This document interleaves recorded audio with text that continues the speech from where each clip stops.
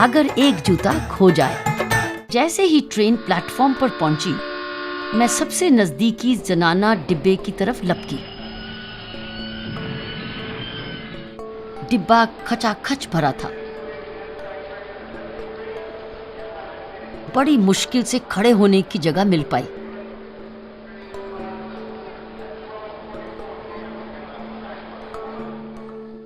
उन दिनों tennis match खेलने के लिए मुझे काफी सफर करना होता था।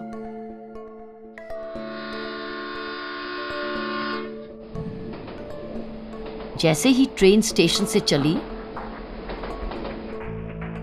मैंने चारों ओर देखा तो पाया कि कुछ महिलाएं मुझे अजीब नजरों से घूर घूर कर देख रही थी।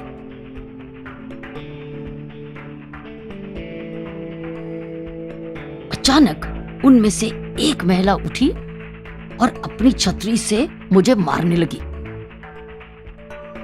बस फिर क्या था, जिस महिला के हाथ जो भी लगा वो उसी से मुझे मारने लगी।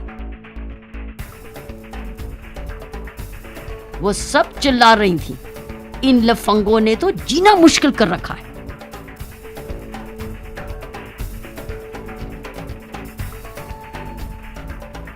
उस गड़बड़ में मेरी समझ में आया कि वे सब मुझे लड़का समझ रही थी।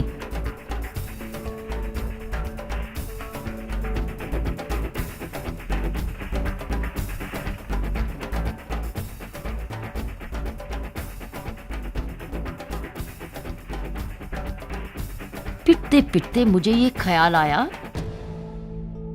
कि मैंने पैंट, कमीज और जूते पहन रखे हैं और मेरे बाल भी लड़कों जैसे छोटे छोटे हैं।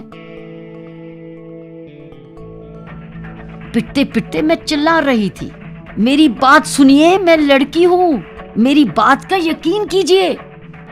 लेकिन उन्होंने मेरी एक ना सुनी और पीटते हुए मुझे डिब्बे के दरवाजे की तरफ धकेलने लगे। वो मुझे दरवाजे तक ले आई। मैंने दरवाजे को कसकर पकड़ लिया, लेकिन इसी धक्कम धक्के में मेरा एक जूता फिसलकर नीचे पटरी पर जा गिरा। मैंने अपनी पूरी ताकत से दरवाजे को पकड़ रखा था, लेकिन फिर भी किसी तरह मैंने दूसरा जूता भी उतारकर नीचे फेंक दिया, इसलिए कि जिसे भी मिले जूतों की जोड़ी मिले, ताकि वो उनका इस्तेमाल तो कर पाए। अगला स्टेशन आने तक मैं दरवाजे से चिपकी रही और जैसे ही प्लेटफॉर्म आया उस पर जा गिरी।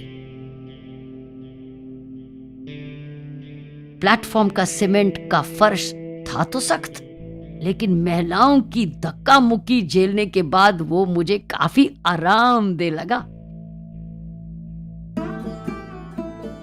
इस घटना के कई महीने बाद मैंने कहीं पढ़ा कि एक बार गांधी जी ने भी ऐसा ही किया था।